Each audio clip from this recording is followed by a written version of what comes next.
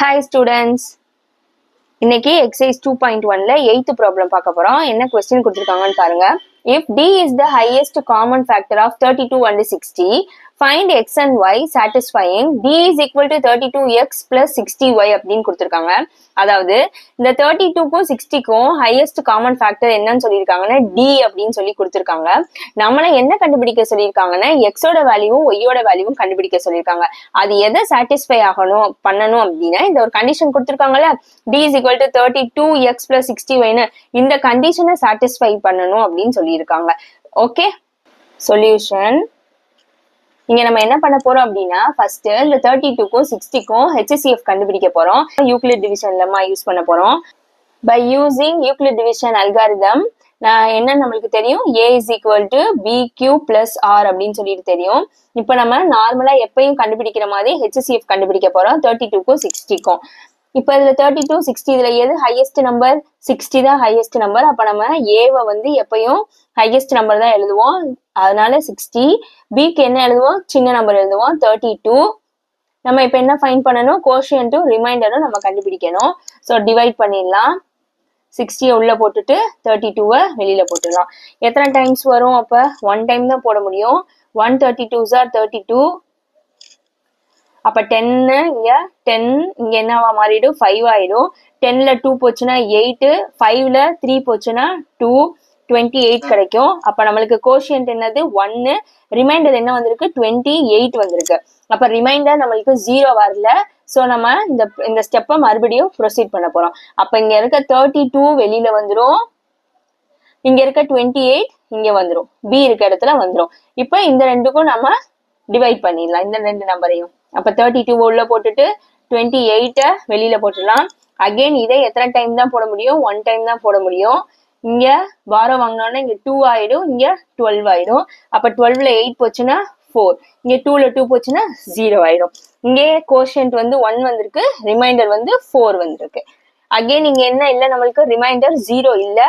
So again நம்ம பண்ணலாம். இந்த 28 இப்ப ஏவா வந்துரும், இந்த 4 வந்து இப்ப இந்த இடத்துல பியா வந்துரும். இப்ப கோஷியன்ட்டும் ரிமைண்டரும் நம்ம கண்டுபிடிக்கணும். 28 உள்ள போட்டுக்கலாம், 4 வெளியில போட்டுக்கலாம். அப்ப எத்தனை டைம்ஸ் வரும்? 4 7s are 28 வரும். ரிமைண்டர் நம்மளுக்கு 0 வந்துருச்சு. கோஷியன்ட் என்ன வந்திருக்கு? 7 வந்திருக்கு. ரிமைண்டர் வந்து நம்மளுக்கு இந்த இடத்துல 0 வந்துருச்சு. அப்ப ரிமைண்டர் 0 வந்துருச்சு. அப்ப நம்மளோட HCF என்னது? இந்த B தான் நம்மளோட HCF, 4 தான் நம்மளோட HCF. அப்ப எப்படி எழுதிக்கலாம்னா HCF of 32 and 60 is 4 அப்படின்னு சொல்லிட்டு எழுதிக்கலாம். ஓகே, இப்ப நம்மளுக்கு கண்டிஷன் என்ன கொடுத்திருக்காங்கன்னு பாருங்க. D is the highest common factor கொடுத்திருக்காங்க. அதாவது D வந்து HCF சொல்லியிருக்காங்க. எதுக்கு? 32க்கும் 60க்கும் சொல்லியிருக்காங்க. அப்ப நம்மளுக்கு இந்த இடத்துல என்ன வந்திருக்கு? 4 வந்திருக்கு. அப்ப நம்ம இதை எப்படி எழுதிக்கலாம்? அப்ப D is equal to 4 அப்படின்னு சொல்லிட்டு நம்ம எழுதிக்கலாமா? D யோட வேல்யூ இப்ப நம்ம கண்டுபிடிச்சாச்சு 4ன்னு சொல்லிட்டு. இப்ப இந்த 4 கொண்டு போய் இந்த கொடுத்திருக்க கண்டிஷன்ல நான் சப்ஸ்டியூட் பண்ண போறேன். என்ன கண்டிஷன் நம்மளுக்கு கொடுத்திருக்காங்க?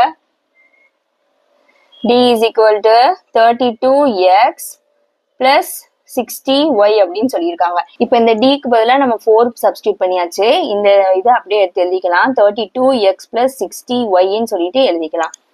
இப்ப இந்த 4க்கு பதிலா நான் என்ன பண்ண போறேன் அப்படின்னா இத ஈக்குவேஷன் 1 அப்படின்னு சொல்லிட்டு எடுத்துக்கலாம், இது ஈக்குவேஷன் 2ன்னு எடுத்துக்கலாம்.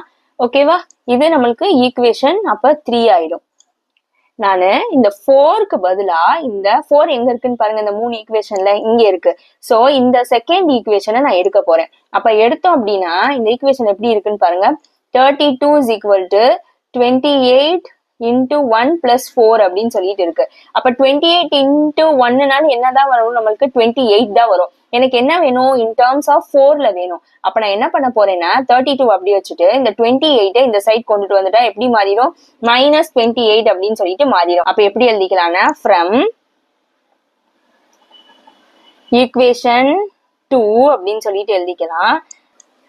4 is equal to 32 minus 28 அப்படின்னு சொல்லிட்டு எழுதிக்கிறேன். ஓகே, இப்ப இங்க பாருங்க, இந்த ஈக்குவேஷனை பாருங்க. இங்கே 4 இருக்கு, இங்கே 4 இருக்கு, இங்கே 32 இருக்கு, இங்கே 32 இருக்கு, இங்க என்ன இருக்கு 60 இருக்கு, பட் இங்க என்ன இருக்கு 28 இருக்கு. இதையும் நம்ம என்ன பண்ணணும் 60-ஆ சேஞ்ச் பண்ணணும். அதுக்கு என்ன பண்ணணும், மறுபடியும் நம்ம ஈக்குவேஷன்ல செக் பண்ணலாம். அப்ப இங்க 28 இருக்கு, இங்க இந்த 3 ஈக்குவேஷன்ல 28 எங்க இருக்குன்னு பாருங்க, இங்க இருக்கு 28. அப்ப இந்த 28 எடுத்துக்க, இந்த ஃபர்ஸ்ட் ஈக்குவேஷன் எடுத்துக்கலாம். அப்ப எப்படி இருக்கு 60 is equal to 32 into 1 plus 28 இருக்கு. நம்மளுக்கு 28க்கு பதிலா இங்க வேல்யூ சப்ஸ்டிட்யூட் பண்ண போறோம். 60 அப்படி வச்சுக்கலாம். இங்க 32 into 1 என்னதுதான் 32 தான். அப்ப இந்த 32 into 1 32, இது இந்த சைடு வரும்போது சப்ராக்ஷன் மைனஸ்ல வந்துரும், -32 இருக்கும், ஈக்குவல் டு 28 மட்டும் அந்த சைடு இருக்கும். ஓகே, இப்போ இந்த 28க்கு பதிலா நான் இந்த வேல்யூவை அப்படியே சப்ஸ்டிட்யூட் பண்ண போறேன். அப்ப 4 is equal to அப்படி எழுதிக்கலாம், 32 அப்படி எழுதிக்கோங்க, மைனஸ் இந்த 28க்கு பதிலா பிராக்கெட் ஓபன் பண்ணிக்கோங்க, 60 minus 32 அப்படின்னு சொல்லிட்டு நம்ம எழுதிக்கலாம். இப்ப 4 32 இந்த இதை உள்ள கொடுத்து மல்டிப்ளை பண்ணிடலாம் இந்த சைனை. ஸோ இங்க பிளஸ் இருக்குன்னு அர்த்தம், பிளஸ் இன்டு மைனஸ் -16 இருக்கும். அகைன் இங்க மைனஸும் மைனஸும் பிளஸ் 32 இருக்கு. 4 இப்ப இங்க 32 எத்தனை டைம்ஸ் இருக்குன்னு பாருங்க, 2 டைம்ஸ் இருக்கு. அதை எப்படி எழுதிக்கலாம், 32 into 2 அப்படின்னு சொல்லிட்டு எழுதிக்கலாமா, எல்லாமே மீனிங் ஒண்ணுதான். 32 இங்க 2 டைம்ஸ் இருக்கனால நான் 32 into 2 அப்படின்னு சொல்லிட்டு எழுதியிருக்கேன், மைனஸ் அப்படியே வச்சுக்கலாம். இப்ப 60 இங்க எத்தனை டைம் இருக்கு, 1 டைம் தான் இருக்கு, 1 into 60 60, 1 டைம் தான் இருக்கு. அதனால நான் இப்படி பிராக்கெட் ஓபன் பண்ணி 1ன்னு எழுதிக்கிறேன். இப்ப இங்க பாருங்க, இந்த கண்டிஷன் பாருங்க, 4 அப்படியே இருக்கு, 32 அப்படியே இருக்கு, இங்க எக்ஸுக்கு பதிலா இங்க 2 இருக்கு, அகைன் 60 இருக்கு, இங்க ஒய்க்கு பதிலா 1 இருக்கு. பட் ஒன்னே ஒன்னு மட்டும் இருக்குது, என்னது அங்க பிளஸ் இருக்கு, இங்க என்ன இருக்கு மைனஸ் இருக்கு. சோ அதையும் சேஞ்ச் பண்ணிடலாம். எப்படி பண்ணலாம், 4 is equal to 32 into 2, இங்க பிளஸ் மாத்திடலாம், 60 இங்க 1க்கு இந்த மைனஸ கொண்டுட்டு போயிடலாம், -1ன்னு கொண்டு போயிடலாம். மீனிங் 1 தான்.